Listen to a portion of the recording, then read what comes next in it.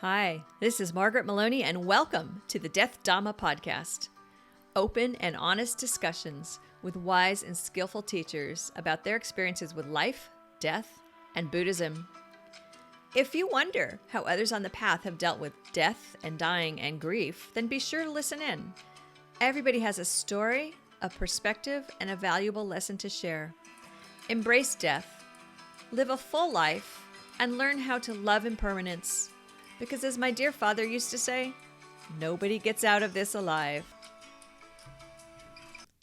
Hi everyone. Today we have the honor of dropping in on Holly Hisamoto and discussing with her how once upon a time death came crashing into her family and how this started her on her path, and where we catch up with her on her path is as a woman with a master's in divinity who has done chaplaincy work in hospitals and pediatric wards, and at the time of our discussion is serving in hospice. And the wise and wonderful Holly also turns the tables and interviews me a little bit with my experiences in hospice. So I don't know what else to say other than let's just jump in and get to know this really warm and wonderful human being. One of the things I like to ask people about is their first encounter, if I can say it that way, with death. And what I mean by that is, I think for some of us, maybe not all of us, death is there, it's a concept, but then there's a time in our lives when, oh, this thing is real. And I was wondering if you would be willing to share with us, do you recall when death became a reality to you, not just some abstract thing? Yeah. In my case, I would say there's two answers for me. The one is that I grew up in Alaska, and rural Alaska. And so I was around death in terms of wild animals. Oh, okay. So, seeing hunting and fishing and so some encounters that way. And so it was real to me in terms of like animal life.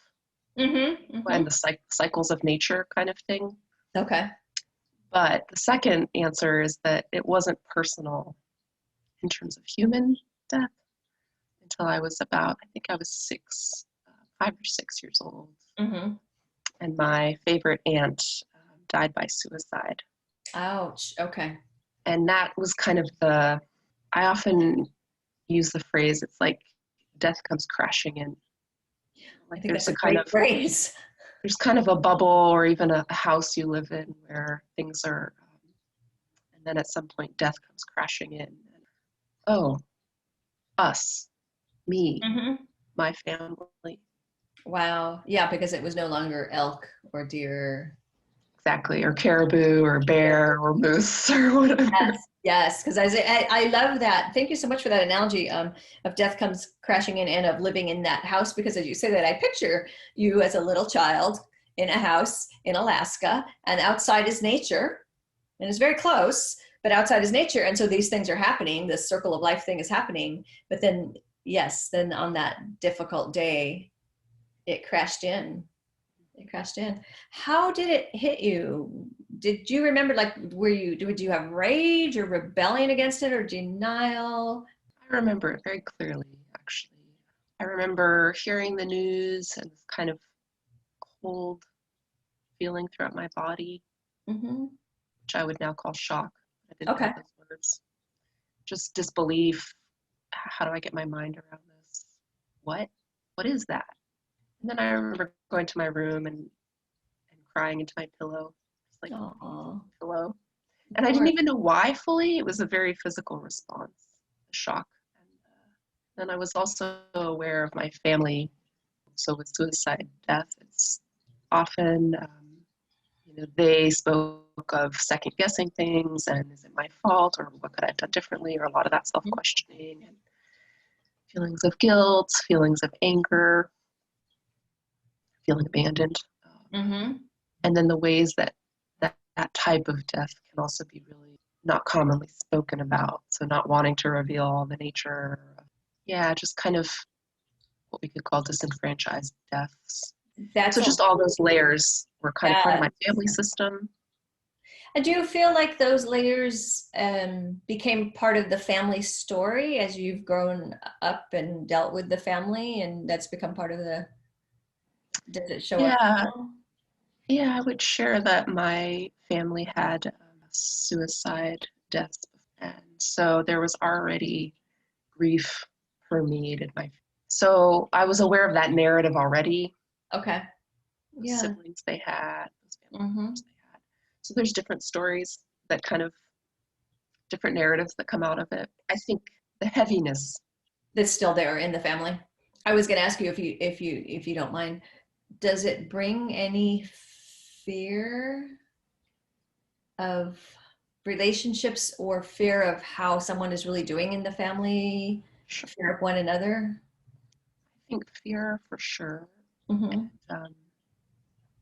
I can, but in my own case, a lot of the way I've held that, I could say heaviness, but there's also just the weight of love. Okay. That was kind of traumatically, a relationship that was traumatically interrupted. And so the part of the heaviness I feel is a kind of love that was like, oh, I don't know how to express this right now, or I don't know. Mm-hmm.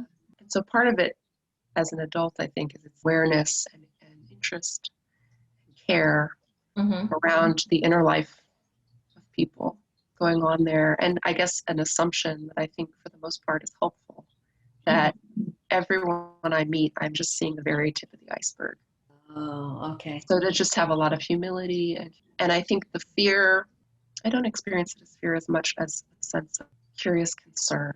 How can I make sure I'm in a caring relationship with people in my family so that or likewise, if I'm having a hard time, that there's relationship there already so that I can reach out to someone. That kind of real concern about the inner life of people. And gosh, as you're saying that, I'm thinking, well, I think that that's something you carried into your work, and I did. That it may help with your choice of becoming a chaplain. That very much informed my motivation. Being community. May I ask? Because I don't know, so I could start with were you raised in Buddhism? Did you find Buddhism? At what point were you Buddhist? It's hard to answer that question. It's not so clear. So my dad's side of the family was Buddhist in Japan. Okay. So my great grandmother, for example, I learned was, but my dad wasn't raised formally Buddhist. I think there was a shrine in the living room, and there was a kind of value that I certainly inherited around kind of contemplative awareness and certain kinds of qualities or philosophies, perhaps, that I can now recognize with my Buddhist historical hat on. That like, okay, that was my Buddhist heritage. But it wasn't until college that I started practicing. And then most of my teachers have been one of those mysterious things where touched me and helped me move in the direction of well-being. So now I happen to be a Tibet Buddhist. Yeah, so I feel like it's in keeping with that phrase, the right people show up, or, the teacher appears when the student is ready, and all of those things that maybe sometimes sound kind of trite, but we repeat them because they're true. Yeah. And I think too, there's, it's also murky because, when I found Buddhism, I was actually a child. I encountered it in a book. Okay. And I was like, what's this about? Like, this is great, especially I think I was really intrigued by the cultivation of one's internal world, and maybe less reliance on the external to be predictable and pleasing, because there was so much of that traumatic death. So from a young age, I also felt like I was just kind of Buddhist, and so it was a nice frame for maybe some of my natural personality. Right. You already had tendencies. You had the tendencies, you had the inclinations. 3.5 years ago, I transitioned to home hospice. Also, it's true that, sometimes people who are dying are no longer conversant, and they're not really, or not interested in having a chaplain. Okay. But their families are. Oh, okay. So a lot of work with family. Can we explore that a little bit? Do you mind? I'm curious about the path of when you are there and you're helping the family deal with the death versus, and I realize these two things can intersect. So there's when you're there and it's to help the family deal with the death versus when you're there to help the dying person deal with death. Maybe you could share a little bit about some of the similarities and differences and what you observe that people need in these situations. Because really, our work today is going to turn into something where hopefully people who have gone through this or are going through it will go, oh, that, we're helping others hopefully by discussing death. So yeah, hopefully it'll be useful. Yeah. I could probably speak to this for a long time. Okay. There's a lot that comes to mind, and it differs, if they have a week of life expectancy versus 6 months. Mm-hmm. But it's really preparation, coming to a sense of clarity around things that one can be proud of or regrets. Okay. Kind of just hearing oneself, acknowledge those things, saying goodbyes, saying I love you, saying goodbyes to meaningful people, and then really preparing to set things down. How do I really prepare to just let go of this life, let go of this identity, let go of these resentments, even if things are not resolved, but to prepare to actually set them down. And so maybe you would share with us something you do to help somebody set things down, because I'm thinking that, yes, there are times when it's, let's say if it's me, it's my time to go. Hopefully I've resolved as much as I can, but there could be something that's unresolved and it's clear that it's going to be time to go before I resolve this. How do you help me set things down? What I said earlier about, if we have maybe 6 months together, or even some people are on hospice for years because they still qualify, we could do more work around maybe in a kind of problem solving sense of oh, I really want to get this letter to this person. Okay. Share what's on my heart. And so I've done that with people to just, if it's not possible to see someone in person, or they no longer have the energy to write anything themselves, or maybe don't have the courage to talk on the phone, I will help them write a letter, convey the love that maybe they really. And I mean, we're talking during COVID times, so there's a lot of not being able to say goodbye in person, huh? The other, if it's a much more abbreviated timeline, I would say the other piece is, and this is true all the time, but just really being willing to embrace the grief. Wishing that you could live to see your great-grandchild, knowing it's probably not possible. Wishing that you could have been a better role model to a young person. Okay. That you kind of missed there. Just these things that people are holding, that if they had more time, but sometimes we don't have that time. And so in my case, and letting them or have the experience of frustration or just expressing it in the company of a caring and non-judgmental presence is in some ways setting it down. Okay, absolutely. And have you had the chance to work with someone who was really ready? Yeah, I would say most people are ready. Ready in terms of this is happening, and I may still feel afraid, but I'm okay with this journey. I feel like I'm ready to face it. And I've had support, and I've had caring people around me, and I feel grateful for that. And so there's a kind of orientation toward, rather than still fighting. Okay. Fighting it. Yeah, the fighting seems like it's painful.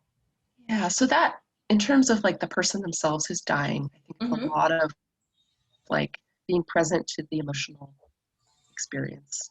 Okay. Really staying tuned to that and kind of setting aside maybe what I think or what I'm assuming be on their mind, and really staying open to what's on their heart and what's on their mind. In terms of the family, it's more about, in my case, trying to companion them and also be present to their feelings, and also be open to talking about last wishes they may have or ways they want to say goodbye that I can help facilitate. Mm-hmm. But it's also about preparing them for what I hope not too traumatizing death experience. Mm-hmm. So normalizing the signs of death and dying, like you might see this physically, you might observe this physically. Mm-hmm. This is normal. Here's how you can do something. And then also kind of hopefully setting them up for their bereavement. Okay. Like normalizing some of the feelings that may come. Okay. I was just going to add, and just kind of like, it's okay to need help. It's okay to need community. It's okay to need people in the bereavement process after the death, to really just like help people learn how to start to utilize support so that they can continue to do that in their grief. Oh, I do think that's important. Absolutely. That's letting people know they're not alone in the situation. Yeah. And because I could see, like, if you had been the chaplain who came to our house during our hospice, like, I would just like never want to let you go. I would bond and I'd be like, no, I want Holly. Oh, that's very kind. Well, it's true. And, and it's, your job is for a certain time, and you have to let go of me to help others who have more pressing needs, right? Sure. Mm-hmm. Yeah. That's hard. That I will share personally, that's hard for me. I meet people every week. Yes. And to step away because I am a professional and I have this role, and then my job is technically over, and then we have a bereavement counselor. Mm-hmm. But it's certainly the case that, we're not robots. So I call it a soft handoff. Okay. Not like one day I just disappear and then there's someone new. Like phone calls to check in. And I have a practice calling anniversary dates or nice death dates, or, I know that they first met on Halloween, for example. And so I'll call on Halloween. Well, see, that is really kind and loving. And I feel like that might actually be above and beyond, maybe not as a human being and as a Buddhist, but as just in the job. Do you ever notice, do you feel like there's a difference between some people who just do this as a job versus some people who live this as a practice? Is that a fair question? I do. That I'm asking you that because I did see it personally in my experience. The hospice that worked with my dad, they were a volunteer group, and every one of them, no matter what their role, they were amazing. Yeah. Because they were volunteering. Yeah. And it's like, so imagine that. And then when it was our turn to have hospice here for Ed, they did what they were supposed to do. That's what I'll say. And it was an interesting lesson for me because I'd had such a good first experience with a hospice group that I didn't realize there could be a different experience. Yeah. Yeah. Can I ask? Mm-hmm. Can I ask more about the difference that you experienced? Yes. What were the behaviors, or maybe it was just your own feeling? I'm curious how you could tell. I really felt like the people that helped with my dad, and there are some things we should get out here that are differences. Like my dad's hospice was really short. He came home from the hospital on Friday. He died on Monday. But we had this really great group of people who took care of us through the weekend, and they were volunteers, and someone would come every few hours to check in and check his vitals and check us. And there was a time when, oh, my poor mom, it was when she really got it that he was dying. And she was thinking that the oxygen machine wasn't working because it was lung cancer. And so she was calling their care hotline, and we tried, but we wanted to let her go through her process too. But I remember we kind of tried to say, like, Mom, you don't really need to call. The oxygen is working the way it's supposed to work, but she needed to call. And they were so nice to her, and they went through and had her do all these checks, and they had her hold the phone up, and they could recognize that it was that his breathing had changed because he was deeper into the dying process. Yeah. And so they finally, like, really kindly told her, ma'am, have you read about, and they walked her through, and it was hard. You can tell I'm still crying, but it was just so lovely. And then, so that was great. And then when my dad died, it just so happened that he died right before a nurse was scheduled to be there. So it was like, so perfect. And so Yeah. she came in and we're like, he just died. And she checked and she said, yes, you're right. And then she just stopped and she just gave us all this big hug. It was so nice. Mm. So then, but I want to answer this because I think it's important for people who I are do too. That's why I asked. Yeah. And it's important for people to see that, you can still cry, even though it's been a few years away. So decades. Yeah, true, right. So when Ed died, and the day that it was the day, as it got later, as the day went on, I'm like, this is the day. Like that morning, I didn't know, but as the day progressed, I'm like, oh, this is the day. I guess what I'll use as a comparison, there's a lot of things I can use as a comparison in terms of the path along the way, which is like so many of the nursing staff, when they came, they would always pepper me with all these questions about his vitals. And I would just think, the last nurse that was here recorded all that. Why are you asking me, to give you his blood pressure? So there was some obviously procedural issues there. But the last nurse who was on call as he was dying for, like, in those moments dying, you could just tell she was really uncomfortable and she didn't want to have to be there. Mm-hmm. And so she left as soon as she could. And then when he died, I needed to call her back because, she needed to come and verify that he died and verify the time of death. And, and she was supposed to help me. And I wound up just getting her out as soon as possible because I could tell that she couldn't handle being there. Yeah. I'm really glad you articulated all of that. Yeah. So, because I just, one, thank you for sharing. Yeah. Thanks. Thank you for listening. Yeah. And two, I just really, it's so momentous.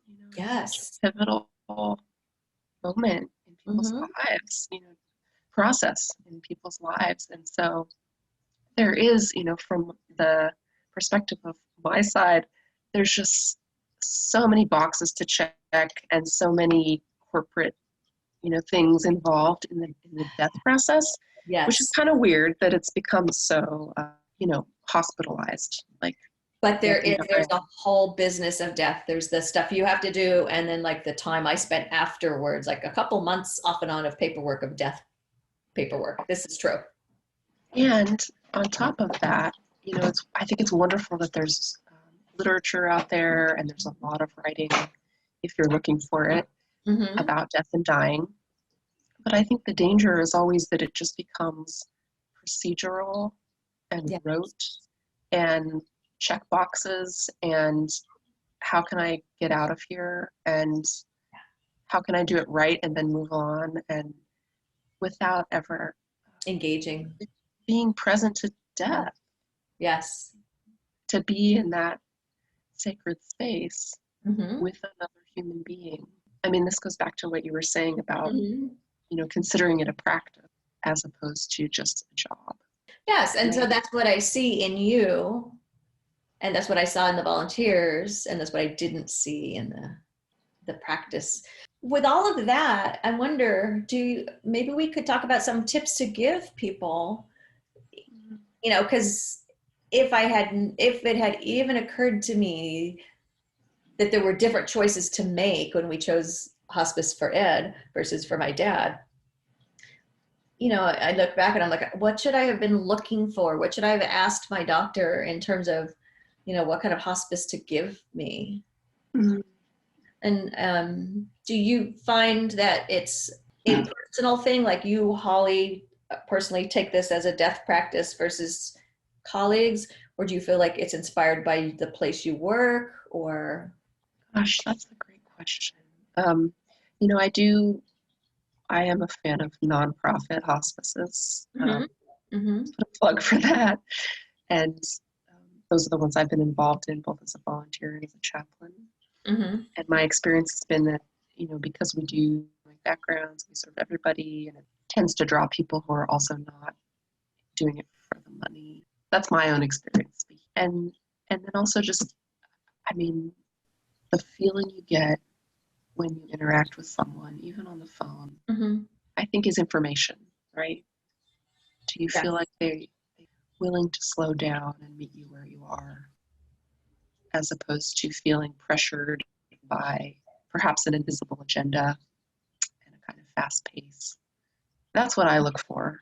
Mm-hmm. You know, obviously wanting people who are competent and knowledgeable and can explain things clearly, but also who can interrupt themselves. Mm-hmm. If they're just kind of like going through the forums or whatever, and actually ask you important questions about how you're doing, and then listen, right?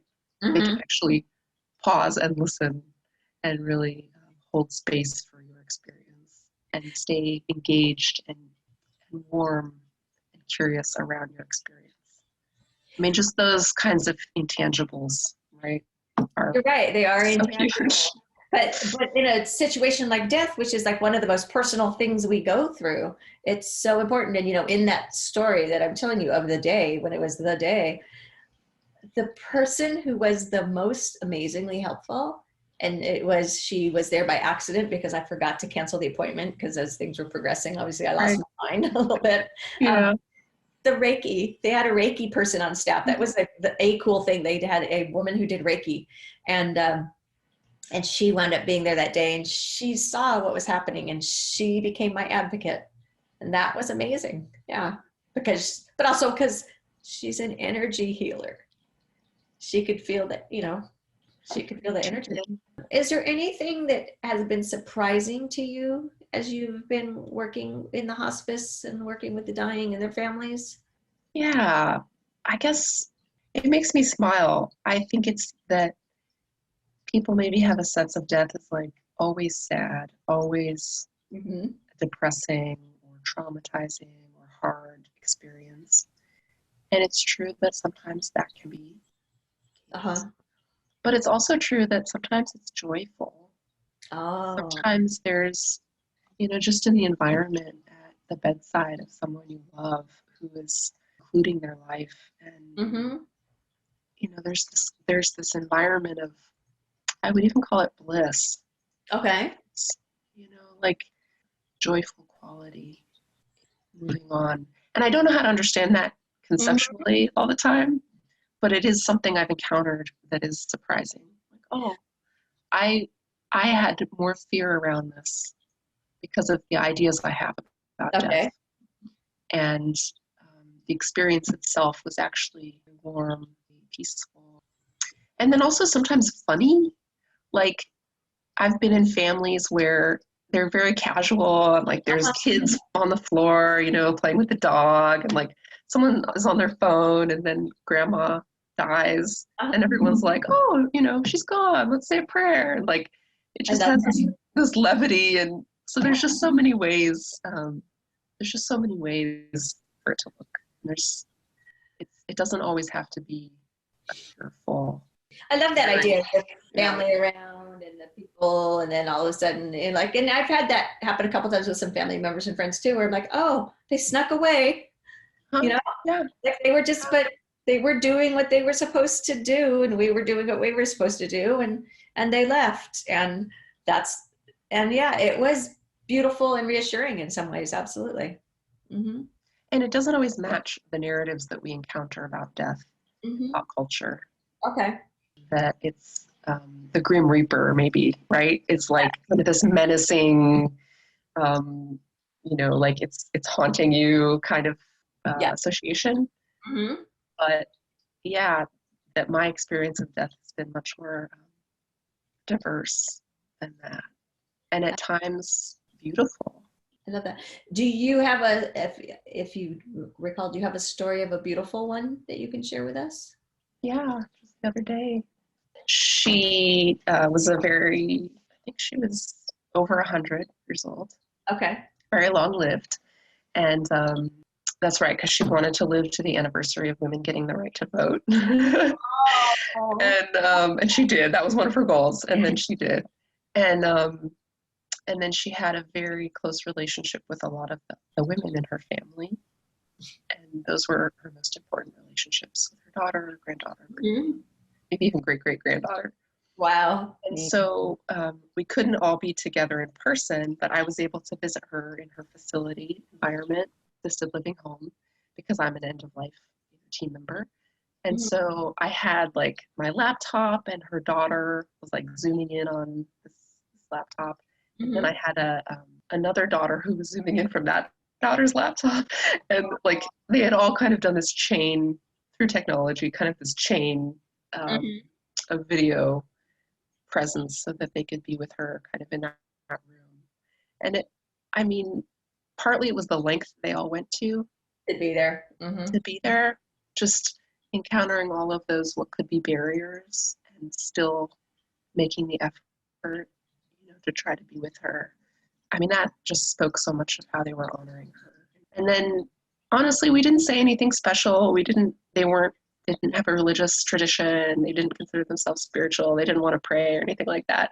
They just wanted to sing songs that they had learned when they were kids, and talk politics occasionally, and they read poems, and it was really delightful, and just to be in this room with one other person, but this kind of to feel surrounded by a community. When you say that, I get this phrase in my head: death party. Yes. Yeah. I want a death party. Yeah. I mean, it was kind of like a memorial that she got to be at, And that's the time. Like, I don't care what you do when I'm gone. I'm gone. I love that. Thank you. Yeah. And she died, I think the next day. This has been the Death Dhamma Podcast with Margaret Meloni. Thank you for being here. Your reviews and comments are greatly appreciated. And please come find me on margaretmeloni.com. MargaretMeloni. And don't forget to check out Carpooling with Death, How Living with Death will make you stronger, wiser, and fearless. Available in all your favorite formats over on Amazon. And most importantly, may you be well. May you be happy. May you be safe, at ease, and free from suffering. Bye for now.